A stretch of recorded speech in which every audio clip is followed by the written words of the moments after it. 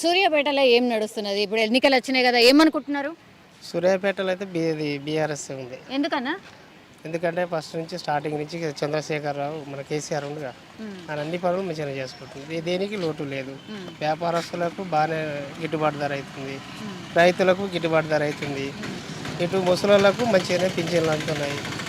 ఏమి లేని వాళ్ళకు కూడా డబుల్ బెడ్రూమ్ ఇచ్చిండు ఆడోళ్ళకు, అవును, ఇచ్చిండా? మంచి ఆడోళ్ళకు మన ఆ, బల్లపేట బజారు ఓకే.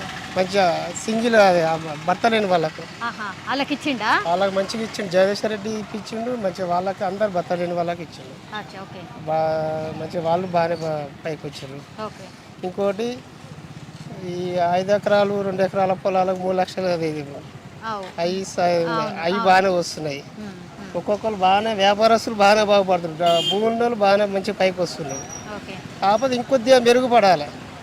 ఇంకా కొద్దిగా మెరుగుపడితే ఏంటంటే ఇప్పుడు ఈ 10 ఎకరాల నుండి డబ్బులు చాలా పోతున్నాయి, 5 ఎకరాల నుండి డబ్బులు చాలా పోతున్నాయి. పేదోళ్ళకు కొద్దిగా 2 ఎకరాల నుండి కొద్దిగా ఏం గిట్టుబాటు కావట్లేదు.